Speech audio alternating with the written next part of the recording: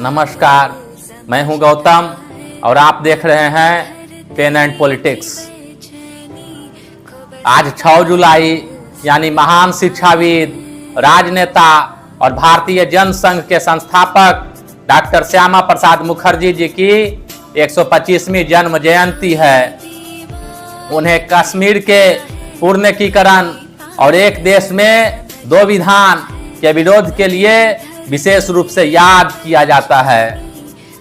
Doctor Mukherjee ji की जयंती पर मैं भारतीय जनता पार्टी के नेताओं, कार्यकर्ताओं और समर्थकों से पूछना चाहता हूं कि वास्तव में क्या श्यामा प्रसाद मुखर्जी और पंडित दीनदयाल उपाध्याय को आदर्श के रूप में भरत तिवारी मानता था, या वर्तमान में बिहार प्रदेश का 7वीं फेल मुख्यमंत्री?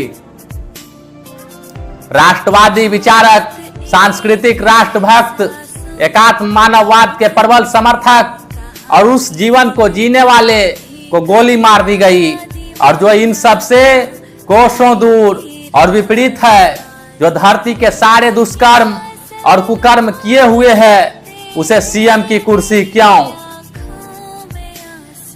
तो क्या आप देश का युवा और नागरिक भरत तिवारी के जैसा गोली खाने के लिए, क्वेश्चन पेपर लीक करवाने के लिए, माता बहनों की असुरक्षित जीवन के लिए प्रभु श्री राम के नाम पर राजनीति कर उनके साथ विश्वासघात करने वाली पार्टी का समर्थन करेगी, उसे वोट करेगी?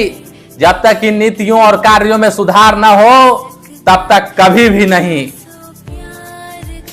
श्यामा प्रसाद मुखर्जी एवं पंडित दीनदयाल उपाध्याय जैसे महान विजनरी, त्यागी और बलिदानी को आदर्श और अपना जीवन का मार्गदर्शन मानने वाले हजारों कार्यकर्ताओं व नेताओं को आज तक भाजपा ने समाज सेवा का अवसर नहीं दिया। भरत तिवारी जैसे महान युवा ने गरीबों, शोषितों और वंचितों के लिए जीने का हर संभव प्रयास किया। अंततः देश के जनहित के उत्थान के लिए अपने को न्यौछावर कर दिया।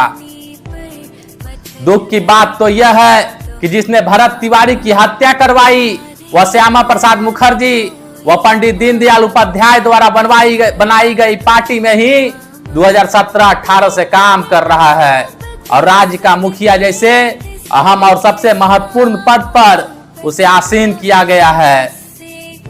क्या भाजपा के संस्थापक सदस्यों ने 7वीं फेल, 8 हत्या का अभियुक्त शिल्पी गौतम जैसे जघन्य कांड को अंजाम देने वालों को दुस्वप्न में भी कभी किसी प्रदेश का सीएम बनाने का आधिकारिक सपना देखा था? क्या आरएसएस और भाजपा के लाखों लोग कई दशकों से निस्वार्थ भाव से काम एक अयोग्य व्यक्ति को राज्य का मुखिया बनाने के लिए और उसके द्वारा अपने ही परिवार के सदस्य भरत तिवारी की हत्या के लिए कर रहे थे? क्या भरत तिवारी से अधिक कोई देश, समाज और संगठन से प्रेम करता था और उसे प्राथमिकता देता था? क्या भरत तिवारी किसी से कम मोदी और योगी जी को मानता था? जब मदरसा में पढ़े और कई दल से भाग कर आए नेता को आप सीएम बनाइएगा, तो हिंदुत्व और हिंदू राष्ट्र की बात करने वालों की हत्या होगी ही।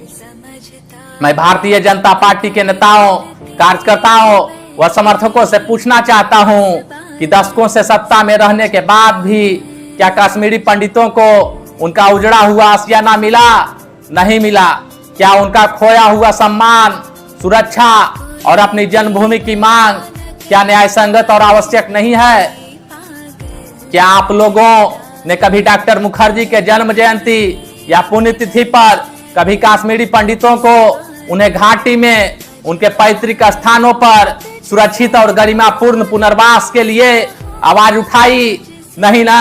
तो सिर्फ जयंती पर उन्हें नमन कर और श्रद्धा सुमन अर्पित करने मात्र से क्या जम्मू कश्मीर पूर्ण और अखंड हो जाएगा? जिस कश्मीर को भाजपा प्राथमिकता देती है, मैं मानता हूं कि वहां इंफ्रास्ट्रक्चर मजबूत हुआ होगा। 370 हटाया गया, जनचेतना के लिए कश्मीर फाइल्स मूवी दिखाया गया, लेकिन इन सब कार्यों का क्या महत्व? जहां हमारे कश्मीरी पंडित ही ना हो, इसका क्या अर्थ और उद्देश्य जहां हमारे कश्मीरी पंडितों को बसाया ही न जाए। धन्यवाद।